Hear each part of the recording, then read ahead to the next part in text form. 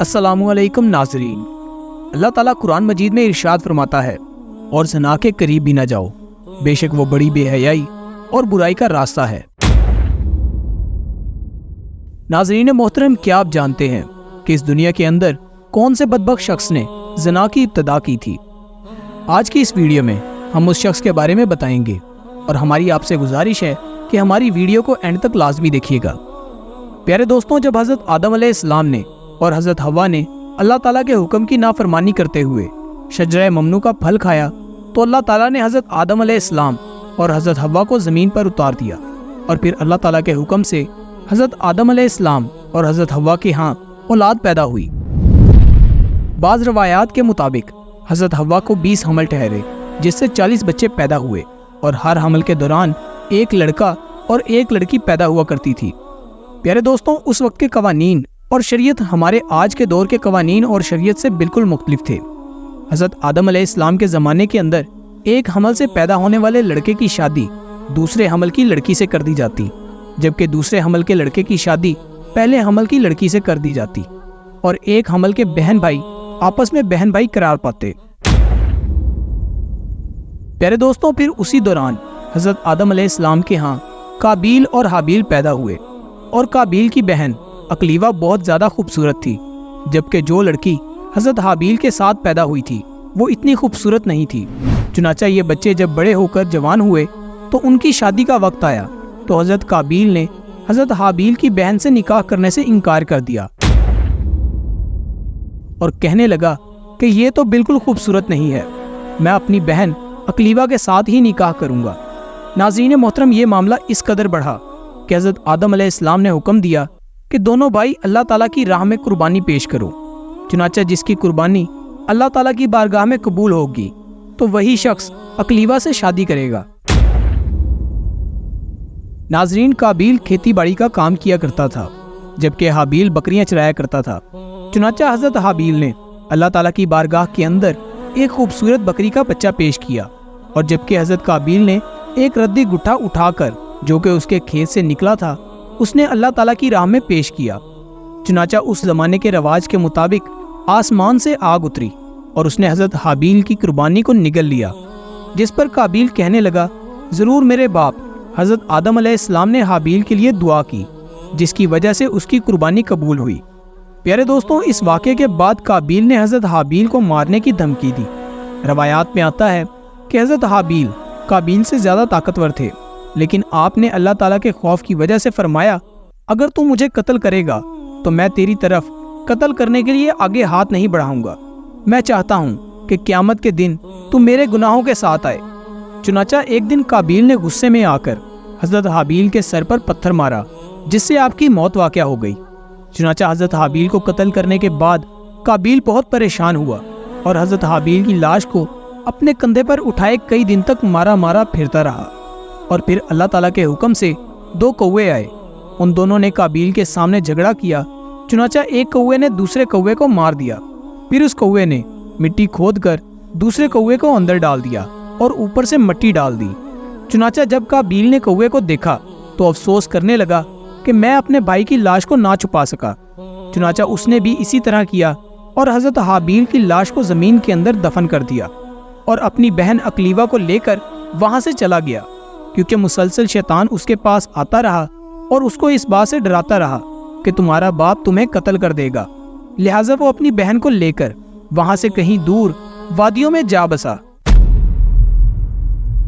प्यारे दोस्तों, इस वाक़े के बाद हज़रत आदम अलैहिस्सलाम बहुत ज़्यादा रंजीदा रहा करते थे और आप अल्लाह ताला से दुआ किया करते थे कि या अल्लाह, अब मुझे वारिस अता फरमा। लिहाजा उसी वक्त आपको हज़रत शीस अलैहिस्सलाम की बिशारत मिली। चुनाचा जैसे ही हज़रत शीस अलैहिस्सलाम पैदा हुए तो हज़रत आदम अलैहिस्सलाम ने बचपन ही से उनकी तरबियत पर खासी तवज्जो दी और हज़रत शीस अलैहिस्सलाम को तमाम मामलात से आगाह किया। चुनाचा जब हज़रत शीस अलैहिस्सलाम जवान हुए तो हज़रत आदम अलैहिस्सलाम ने अपने बाद उनको खलीफा मुकर्रर किया और उन्हें इस बात का हुक्म दिया कि वो अपने भाई काबील और उनकी औलाद से दूर रहें और लोगों को उनके जवाज से भी दूर रखें।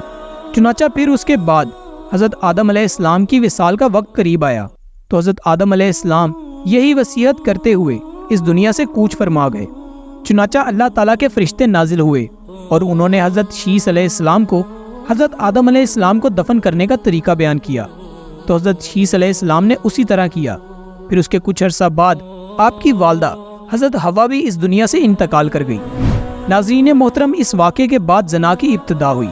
इस बारे में बनी इसराइल की रवायत के अंदर हमें ये मिलता है कि काबील और उसकी आल औलाद एक वादी के अंदर रहा करते थे। चुनाचा एक दिन शैतान उनके पास गुलाम की सूरत में आया और एक शख्स के यहाँ उजरत पर काम करने लगा।